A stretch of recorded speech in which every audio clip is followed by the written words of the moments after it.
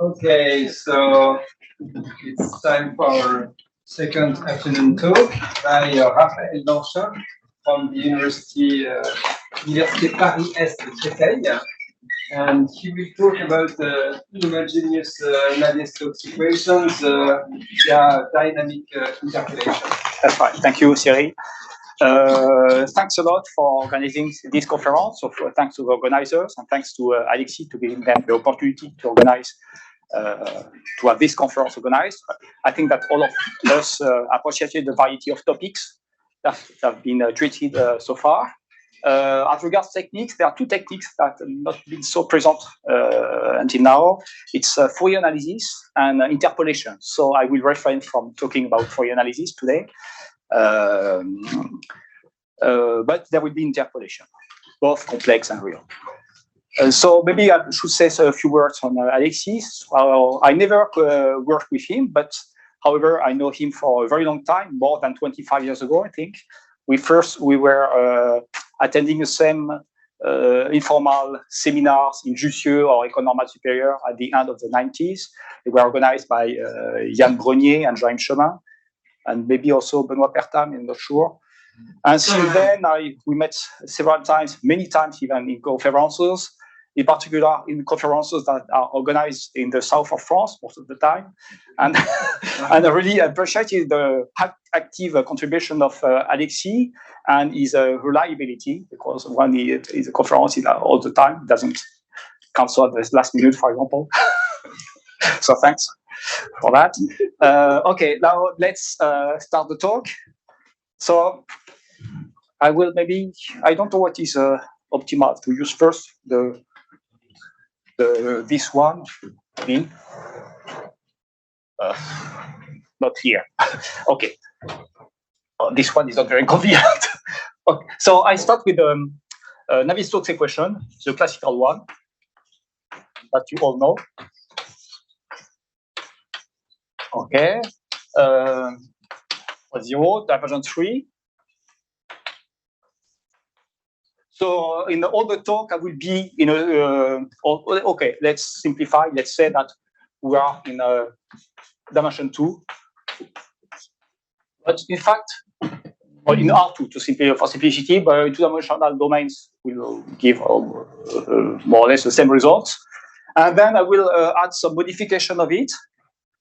I will assume that the density, so the fluid is still incompressible, but the density is not constant. So here you have some density term. And so you have to explain how the density evolves. So with no surprise, it evolves according to the mass equation. Okay, so this is a system I want to consider. And of course, I supplement this system with initial data. And also, if you are not in, if you are in a domain with boundaries, then you have to prescribe the boundary conditions. So you can take U0 as a boundary. So what is well known of this equation? So maybe first I have to recall very fast what is known of the homogeneous case.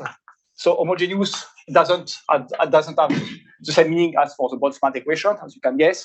So homogeneous setting just means that the density is a constant. Let's take it 1. So there is a well-known result by Leray. So which says that okay, you have you have some energy balance in this case, which reads ut, at least formally, for smooth enough solutions, you have this relation, this nice relation, with a 1/2 maybe.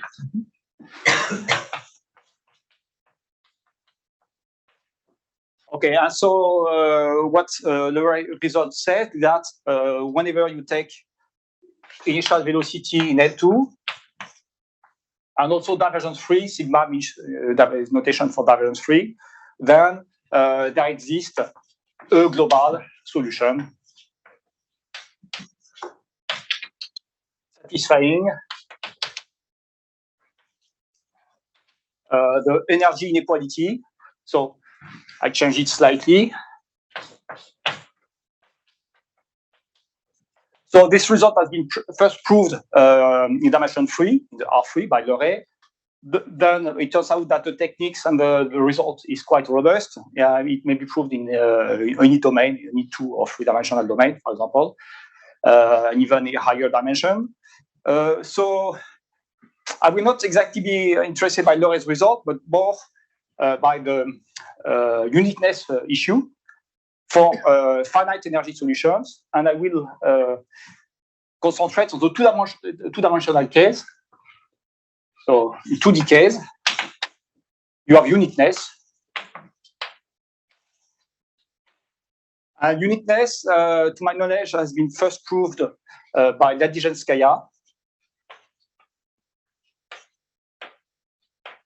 A long time after Leray, it's a bit surprising, 25 years later.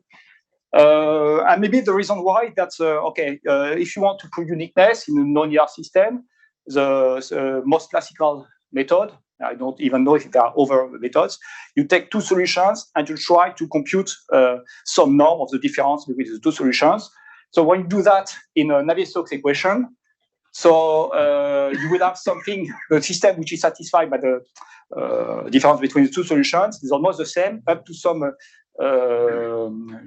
additional term, which is, so there is one which disappears, but the other one makes appear a quantity which is the difference between the 2 solutions, gradient, one of the 2 solutions. And so to handle this term, the key inequality, which has been discovered by Danchin, is this one. And once you play with this inequality, and with a Young inequality, it's very easy to get uniqueness, at least formally. Okay? So what is particular with dimension 2 is the exponents which are, no square here. So in dimension 2, it exactly works. But in dimension 3, the exponents, you will have a higher exponent here, 3/2, and here 1/2. So that is not possible to conclude unless you have some small mess somewhere. Okay, so what is the situation with the non-homogeneous case? So maybe I should go here. So the case of variable density.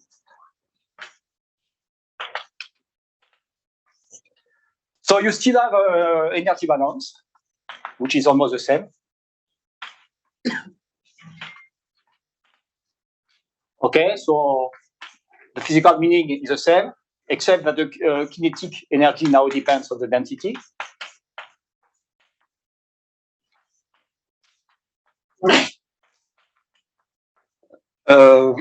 And what you have, so, okay, for smooth solution, you have equality. And for non-smooth solution, maybe you have only inequality.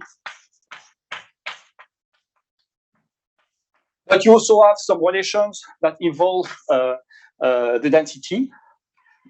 So as the density satisfies the transport equations by a divergence free vector field, at least formally,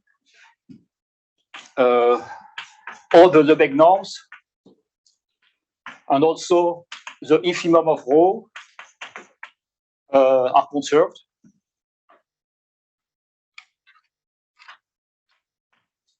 And also something that I forgot to tell you about that explains somehow why it works well in dimension 2 is the critical invariance of the equation.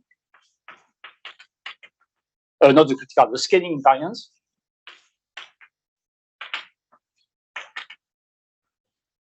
So in any dimension, if you are in the whole space, then whenever rho, u, and p is a solution of the equation, then if you perform this kind of scaling,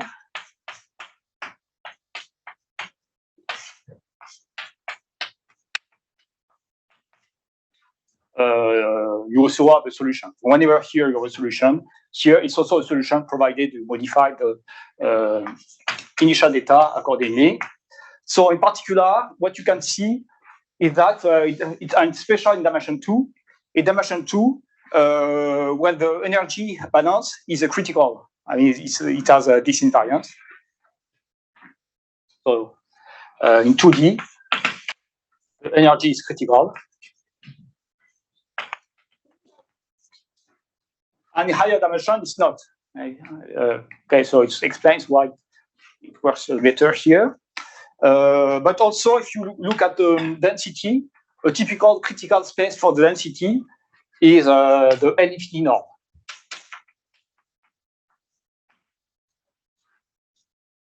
Okay, so now, is there any equivalent of Loret theorem for this system variable density? The answer is yes. So the situation, a kind of Loret theorem, which said that whenever you take U0 in L2 sigma and bounded density, so it has been first proved by Kajikov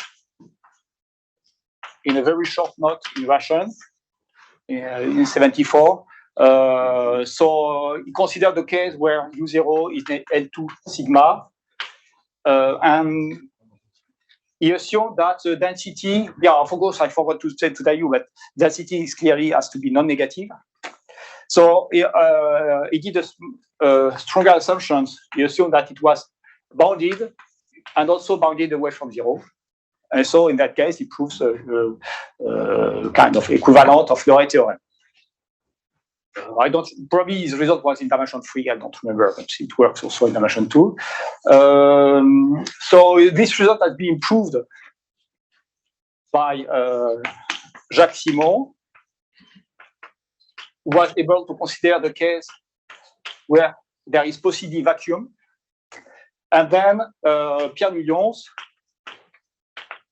So in fact, Pierre Millions was able to use the Di-Permaliance theory to prove that actually you can produce renormalized solutions for the mass equation. And thanks to that, he was able to consider even more general equation. For example, you may allow. So here I put the density equal to 1, not the density, the viscosity equal to 1. But you may assume, it's completely physically relevant, that it depends on the density. And then he was able to consider this case. And also, so there was renormalized solutions. And also he proved that there was some flow. What is physically relevant? A constant viscosity or a non-constant? Both are a non-constant viscosity would be more physically relevant. Okay. And today, I consider the case where the viscosity is 1. Okay, it could be something else than 1, but not density dependent. Could you make a remark on the structural form when it's density dependent? The structure form. Of you have to put it inside the divergence of viscosity of rho of gradient. Okay. Okay, so what is the goal today? As I said in dimension 2, this framework is still critical. So it's tempting to study whether. So the question is, finally, is uniqueness of finite energy solutions. So, as I don't want to put all the difficulties at the same time, I will also assume that the density is bounded and bounded away from 0. If the dimension is 2. Okay, this looks to be an interesting issue. So maybe I did the wrong choice, but let's assume that is true. Let's try to prove uniqueness. As I said before, I don't know much methods to do that for nonlinear evolutionary equations. So I take 2 solutions.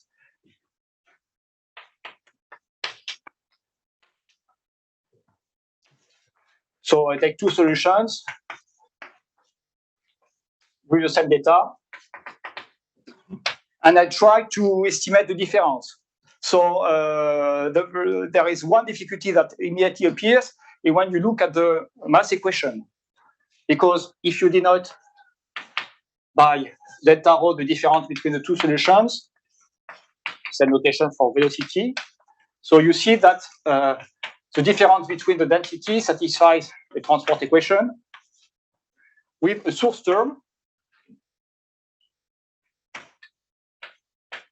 And the source term is very bad. I mean, it's not smooth at all because imagine if you start with only bounded density, even if this term is very good, you cannot expect that it's more regular than C minus 1. I mean, derivative of infinity. So it's in C minus 1 at most. So now, it's only the first step. So as there is no smoothing property of the transport equation, is it possible to transport to negative regularity? So the answer is yes, because you are divergence free. So it's possible to put all the operators outside. So they are well defined. You can even prove estimates, but you need gradient of U2 to be L1, at least locally in time, L infinity, which looks to be quite high regularity to compare to what we have from the energy inequality. Okay, but still, I will explain that we're not so far. Anyway, so maybe there is another way to do it. So this is the first attempt. Second attempt.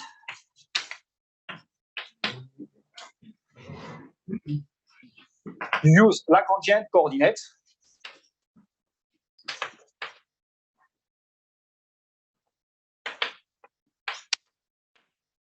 Okay, in fact, you can, I said before, even in the framework of very weak solutions, you can define the flow.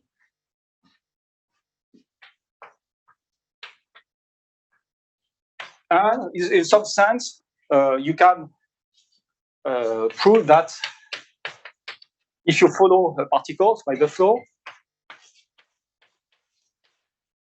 then the density is constant. Okay, so it means that now, if you see the work of working with the Eulerian formulation, you follow the particles. So this would be a Eulerian density. So Eulerian density is obvious. Now it will be time independent. So if you want to prove uniqueness, you can try to go to Lagrangian coordinates and then do the difference between the solutions in Lagrangian coordinates. So you will not have any problem any longer with density because it's time independent. Okay. So now if you look at the velocity, I'm not going to write the equation, but of course when you perform the change of coordinates, something will happen in the Laplace operator and also in the gradient.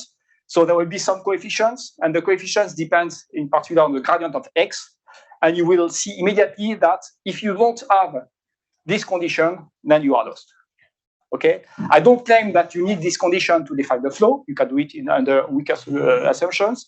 But in this framework, if you don't have this property, then the gradient of x is not bounded, and then you start to lose regularity everywhere. And in this very low regularity framework, you are not allowed to lose anything. Okay, so the question now is there, in this framework, is there any chance to have this property?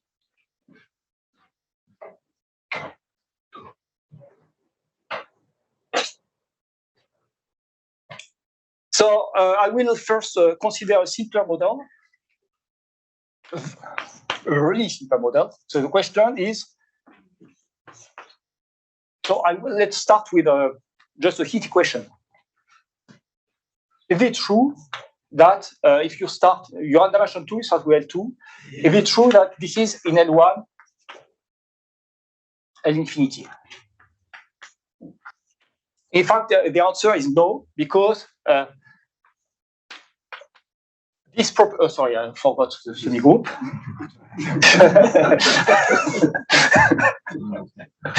The organizing effect of exponential. Okay.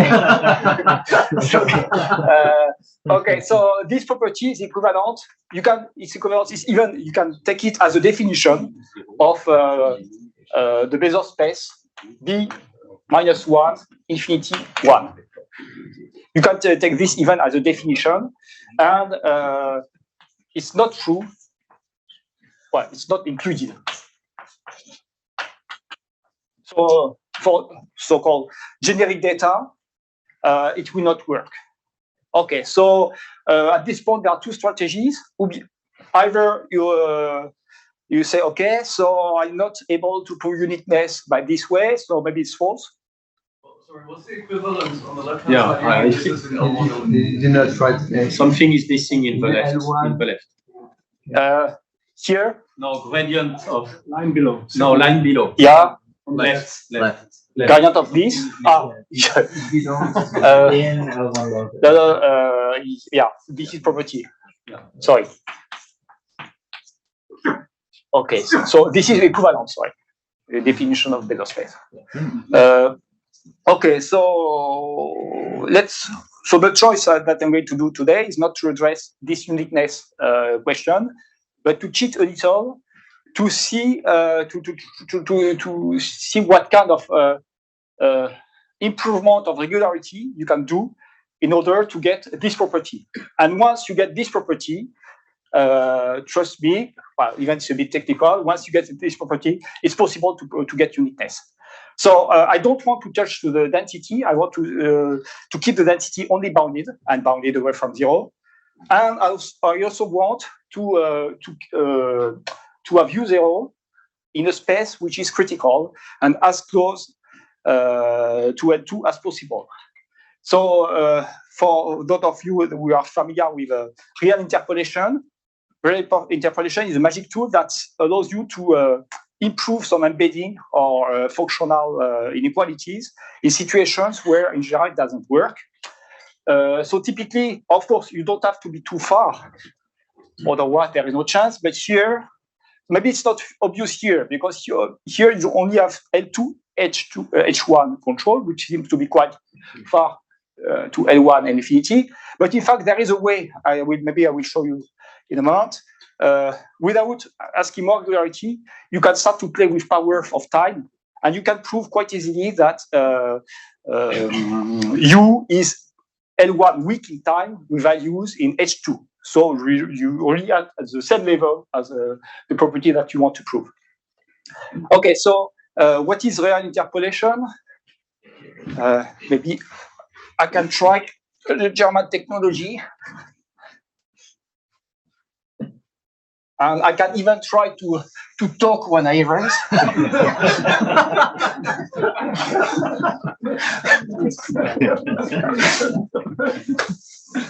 You see, you cannot. No, that's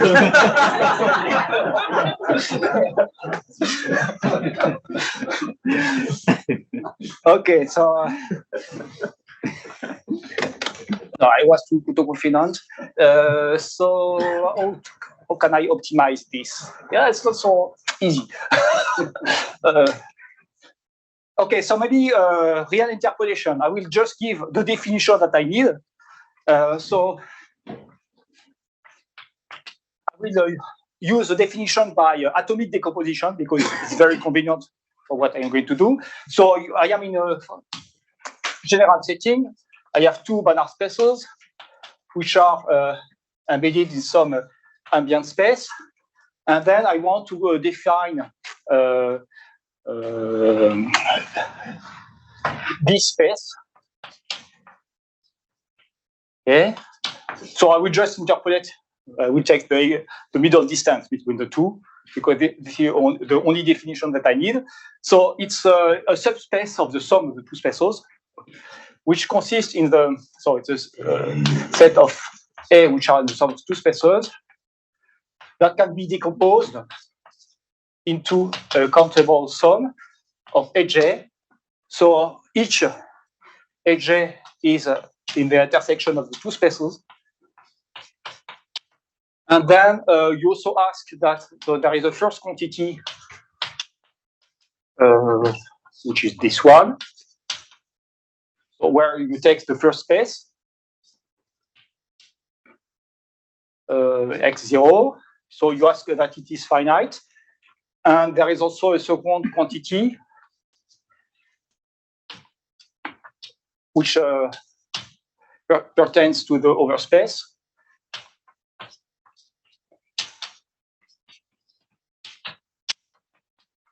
Okay, so definition is a bit long. And then from this, you can define a norm. So the norm of A is the infimum on all the decomposition of the sum of these two quantities.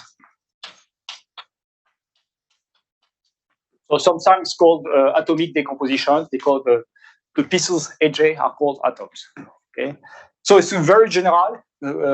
So now, what is a link with what I want to do? So I said I wanted to work out a space which is as close as possible as L to L2,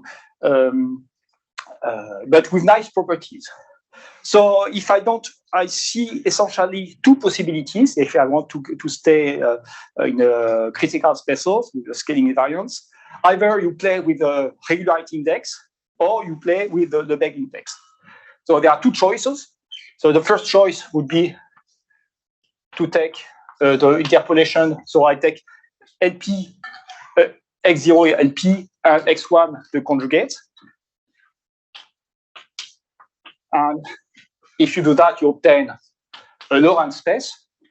So this is the first possibility. Well, you have to do it for P, of course, not equal to 2. Or the other possibility. Otherwise, you find L2. Yeah, so yeah, less interesting. Or you can do it with subordinate spaces. And then you obtain a Bezier space, but not the same one. A Bezier space with index to 1. So what I'm going to do, I am going to show first on the heat equation how you can prove the Lipschitz property if you take data here. It will work exactly the same in the Lorentz space. Okay, I will do it in a Bezier space because for the Navier-Stokes equation, I do not know how to do it in Lorentz space. Okay, so maybe this is a part of the talk that can, even if it is completely obvious, this is a part that can be called dynamic interpolation. So you consider, so it's a proposition, a well-known proposition. So you consider the solution to the free heat equation. So the results say that then in dimension 2, you have this nice control. Either with the Bezier norm, it's also true with the Lorentz norm. And I want to do the proof for the heat equation because the proof will be exactly the same for the more complicated system that I will present after. So, okay, I have to start from something. Okay, I will start from two inequalities, which are very easy to prove, or the heat semigroup. One is this one, which is two time decay inequalities, actually. And the other one is this one. So how can you prove that this? If you are in a L2, you can prove it by going to the Fourier transform and using Fourier L1. It's very easy. But more generally, if you are in domain, you can just use kernel estimates, Gaussian estimates, and then it's very easy to have this and in quite general domain, actually. Okay, but you can also prove it in a completely different way that I will explain later. So, okay, let's start from this and let's explain why we have this result. So, I take U0 in B0 to 1, and I decompose it into small pieces, like in the definition, such that the sum of the two quantities, which are here,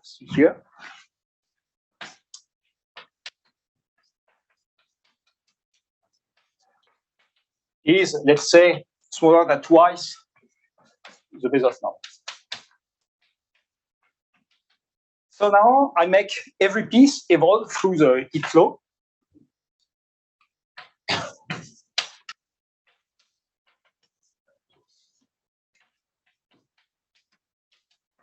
And it's completely obvious that by linearity, you have at each time, you have this relation. Okay. just by, yeah. So you use the fact that your Basel space is defined by the atomic position. It was any S? Yeah, it's here, not zero. Sorry. And you use it for 1/2. I use it for 1/2, and during all my talk, I will do it for 1/2. 1/2 is actually not important. I can take, for my talk, I can take any S between 0 and 1. And for the definition here, you can take even any non-zero S.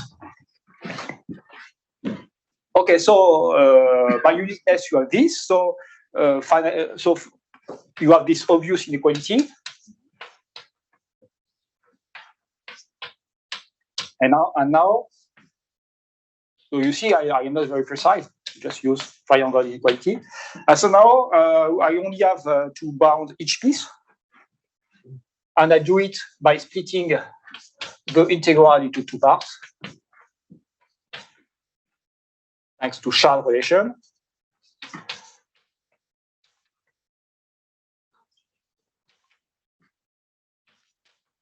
Okay, so for the part with a small t, I will use the first inequality.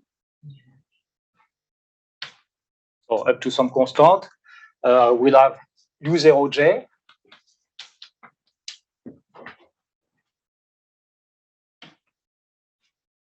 So here, S minus 3/4. And for the second one, UJ H, like this.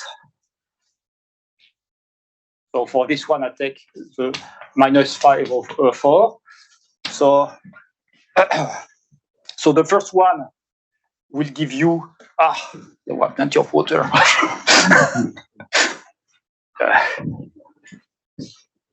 Okay, so the first one is AJ to the 1/4. So the second one is AJ minus 1/4. And since I don't have any more space, you can imagine that you can take AJ 1/4. So that it corresponds to the power that you have here. Okay, and that's the proof. So now, what is the plan? The plan is say, okay, I will start with, I want to solve my inhomogeneous Navier-Stokes equation with velocity here. And if I am able to prove that for this system, I have these two inequalities, then I can apply exactly the same procedure, and I'm done. I'm done, except for one thing, is that here I did it for heat equation, which is linear. So I have to do it for a linearized version of incompressible Navier-Stokes equation. So I'm not sure that it is still on the blackboard. Yes, it is. So well organized. Okay, so it's still on the blackboard. So you see that what if you want to consider some linearization of it, well, clearly you can put the gradient of the pressure because the behavior will be the same as a heat equation. The problem is with the overterms, because if you put, if you just keep dtu, then the overterms will be as source terms, so probably either you will not be able to treat them at all, or at least probably you will have to use at some point perturbative arguments that will force the density to be small. Okay, I don't want no density to be small, but close to some constant. I don't want this, so I have to find a way, a linearization that somehow takes all the terms. So okay, let's consider now. Maybe how can you do that? Okay, I will take the same system, except I will denote with L for linear. And I will change one thing here. I will put a V.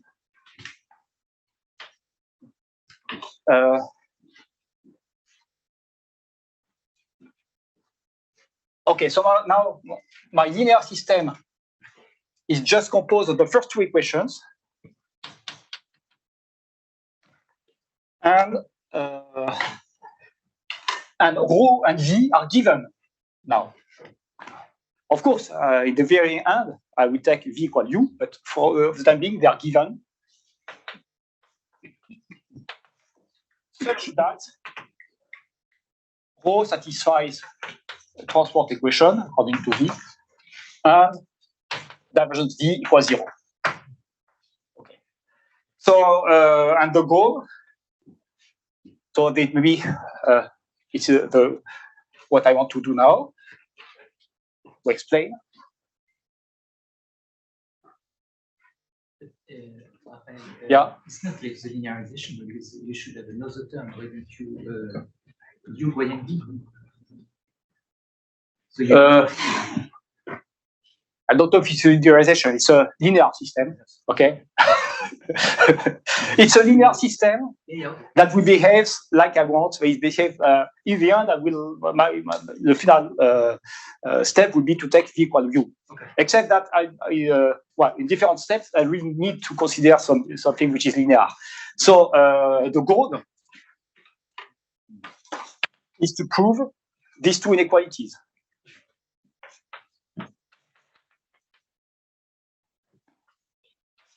And I want to do it in a more precise way because I said in the end I want to do V equal U.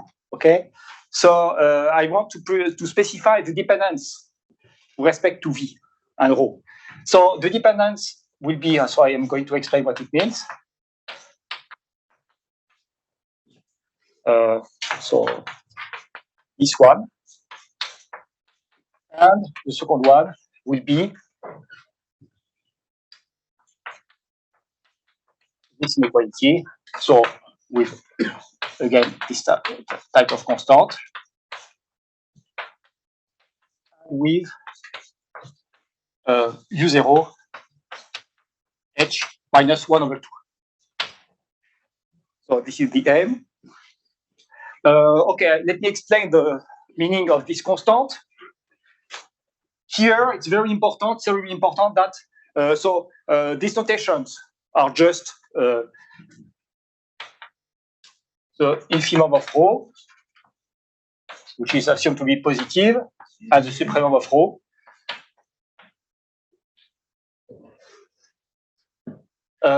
And the dependency with respect to V, I want that it depends only through norms that are controlled by the energy. So typically, LFT L2 norm is okay, L2 H1 is okay, because once I take V equal U, then I will be able to bound all this in terms of U0 in L2, but also interpolate between those ones, like for example L4 L4 also okay. Okay, so this is a technical part, but that, of course, I will not do it on Blackboard because it's not very interesting. It will take really hours. You expect that it's going to work, but unfortunately, you have to check every term.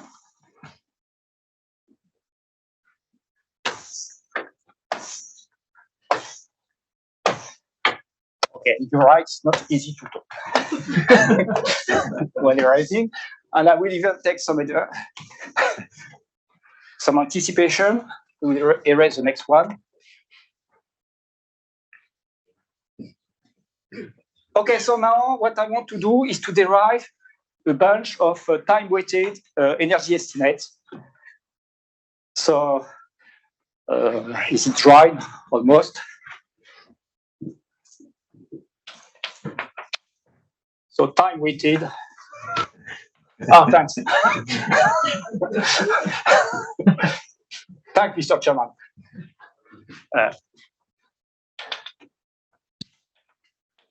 So there will be actually three families of time-weighted estimates, because there is one which corresponds to 0 in L2,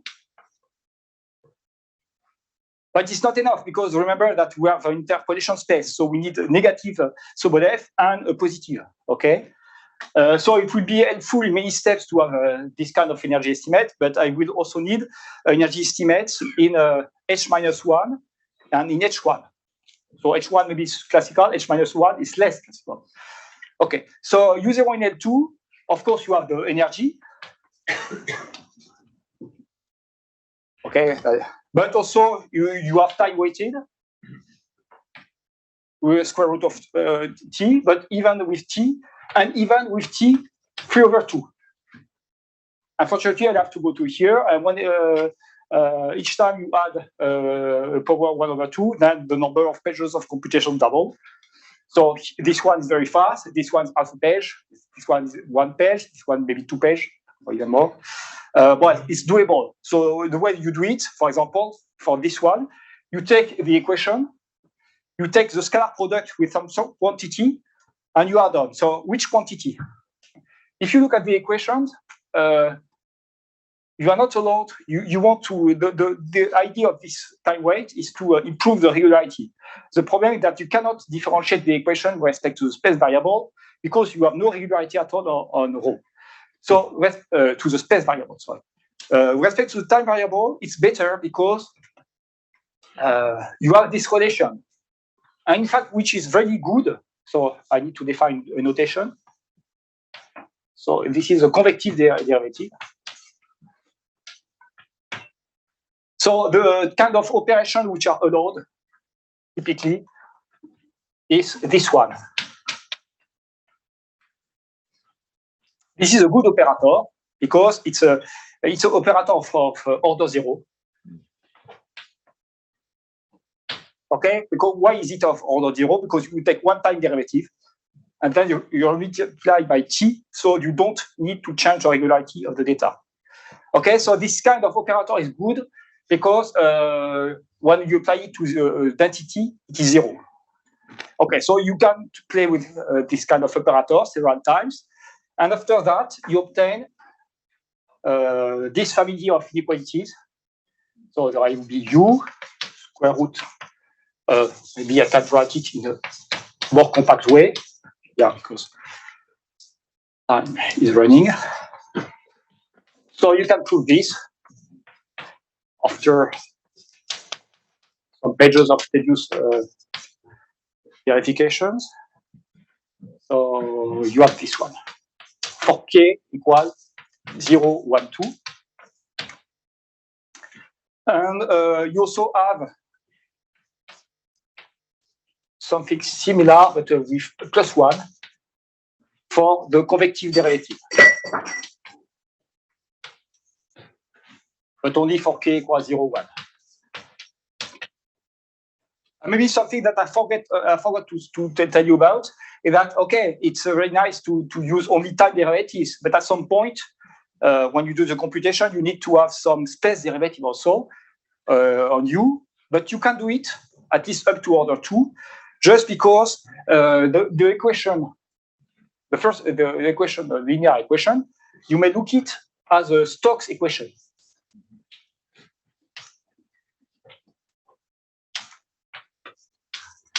Okay, this is a Stokes equation, so you can use the elliptic regularity for Stokes equation in LP, in L2, and not generally in LP. So whenever you have a time regularity, you use a Stokes, and then whenever you will have one time derivative here, you will obtain two spaces derivative.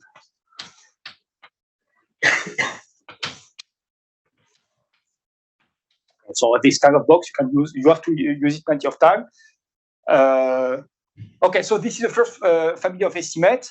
It's not enough, as I told you, because you also have to you will have to interpolate. So you have a second family that corresponds to U0 in H1, where you obtain well, the quantity that you are allowed to control is gradient of u, square root of t gradient square of u, and t gradient of u convective derivative. So there is something very nice that happens, but you have to do the computation to be sure. Is that again, the constant here depends only on the energy type norms of V, not on H1 type norm. Okay.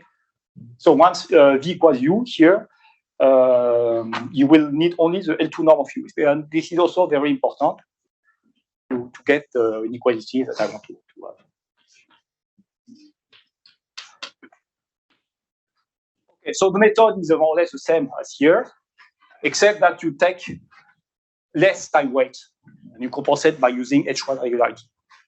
And then there is the third one that corresponds to U0 in H-1. So Okay, maybe I was a bit too fast, because if you look at the equation, well, you may try to imagine some duality argument, except that there is a difficulty which is due to rho, because somehow when you look at the equation to try to play with energy arguments, you will see that gradient u in H1 will correspond to rho u, not u in H minus 1. So the quantity that you can estimate actually is more rho u in H minus 1. And so there is this weight, which is a pain, right? So you can do it by duality. So you take the supremum on all W in H1 plus divergence-free condition that I do not write of this integral. And then you look at the backward equation. You solve. What do you solve? You solve. So I keep the notation with convective derivatives. So rho d dot. So as it is a backward problem, the change of the Laplace is going to change. Divergence z equals 0. And z at time, maybe my notation is not good, at time t equals this w. Okay, so what I claim is that I can express this quantity in terms of what happens at time 0, just because, okay, you start with this equation. So you perform integration on the domain. It's, well, domain R2 or omega. Okay. You take the scalar product with the solution, which is here. You do some integration by parts to put all derivatives on u. So you will have rho u dot minus the gradient p. You can put this for free because the variance is 0. Okay. So sorry, double integral plus the integral plus the value at time t minus the value at time 0. And of course, it is 0. Okay, 0. And this is also 0. Okay, so finally, this quantity is equal to that one. And then you say, so you end up with the supremum on all W with norm 1. And here you apply your duality inequality. So you will have rho 0, u 0, h minus 1. And this term, okay, it's not difficult to see that the estimates for this backward system are exactly the same ones as for the original system. So you can control this one thanks to the second step. And so in the end, you will get, again, this dependency.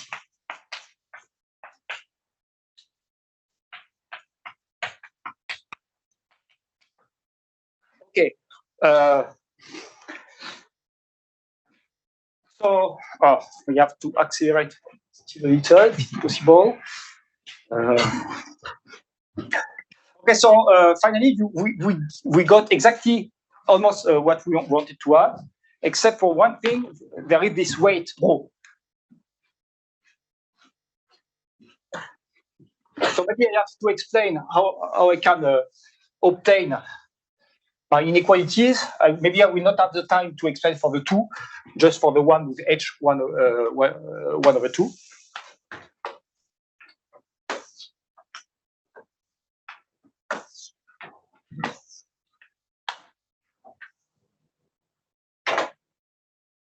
Okay, let's wait. It will be better. Maybe I will need this one later.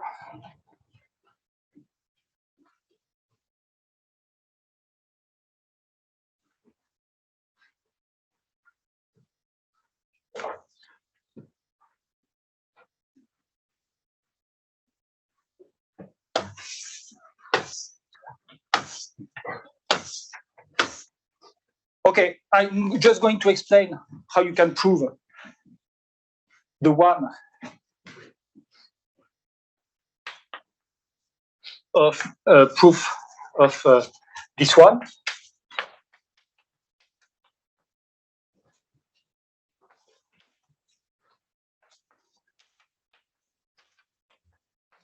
So, like this.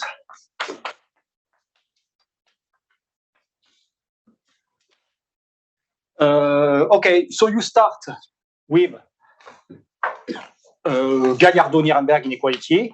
There are plenty of choices. The one that you need is this one. So interpolate between L4 and W24 somehow. So the powers are 1/4 and 3/4. Okay, so what you are going to do, so I keep this term. So you don't have, in order to have information on this one, you use a stock system. Okay, remember that the stock system that maybe I erased, yeah, unfortunately I erased it, said that minus Laplace of u plus gradient of p equals rho u dot. Okay, and we have estimates which are also erased. I didn't keep the right inequalities. So you can replace this one by the convective derivative. Okay, and then so far you are going to use Sobolev embedding to replace L4 by H1/2. Okay, so I put here H1/2. This is just critical Sobolev embedding in Danchin 2.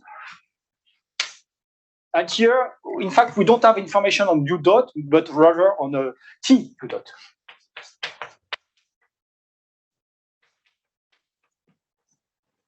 Okay, so you have a t minus 3/4. And now you are done by complex interpolation. Why? Because you see that you have estimates in H1, which are still here. For example, you have gradient ut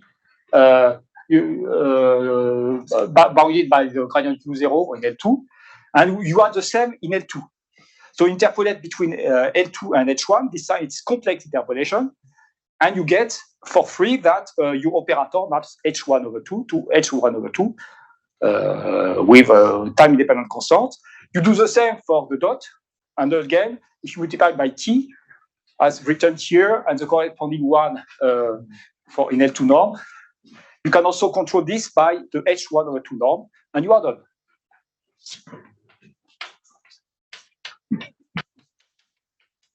Thank you. So I don't have time because otherwise I will not be able to state the main result. But you can do the same. You remember that we also need another one with H minus 1/2. The problem is that if you want to get to access to negative Sobolev spaces, the only way that I found is to do it by duality. And whenever you use duality, you have to consider this backward system. And then the quantity that you get, I did it for -1, which would be the same for -1/2. It's not u, but rho u. So in fact, what you have is not exactly what you wanted to have. You have the expected power, but here you have a weight. And you cannot get rid of this because rho 0 is not smooth at all, just an infinity. Okay. So what is a solution? The lazy solution. The lazy solution is just to say, okay, let's use another functional space. So I define a space that looks a bit like the Bezier spaces I was expecting, but it depends on rho. And it will be the interpolate between H minus 1/2. So I'm not sure that my notation is perfect, but I just want to emphasize that here there's a weight. And watch H1/2. And I can state the theorem. So you assume that rho 0 is bounded and bounded from below. You assume that u0 Okay, I cheat a little. In fact, you have to incorporate the divergence-free conditions here, but I spare you the details. So you assume once rho 0 is fixed, you take U0 in this space. And the result is that there exists a unique global solution. So you have uniqueness, such that, so this strange regularity is conserved. So it's conserved provided, of course, you change the rho. You have to take the rho at time t.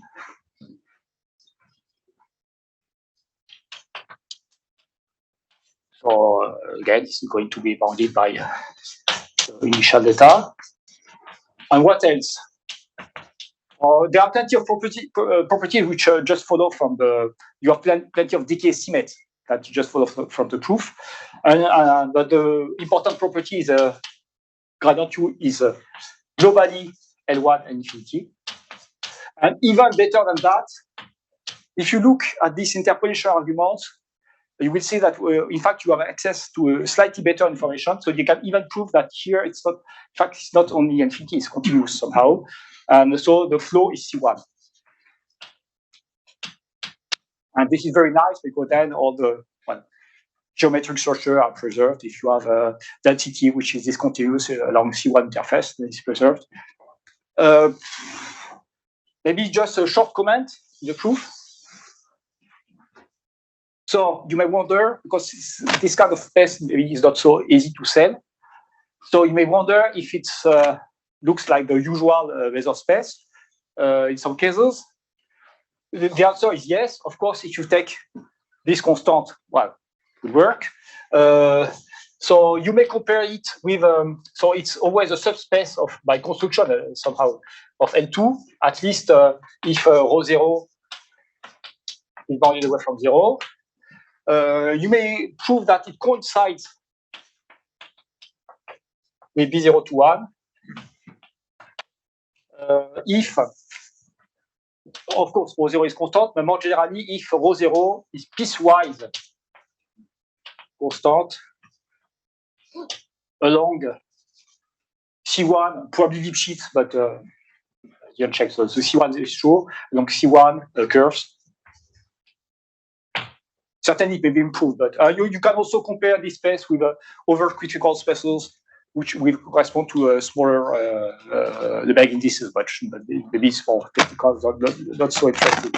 So, in fact, I've been the first time I presented this result. There was an expert of harmonic analysis in the room, Pascal Aucher, that said that in the case if there wouldn't be this divergence-free condition, then you really think that even for only bounded density, it is really this space all the time. But the divergence-free condition and the boundary condition and so on, well, it's not here. Okay, thanks for attention. And again, bon anniversaire, Alexis. So it's your birthday every day this week.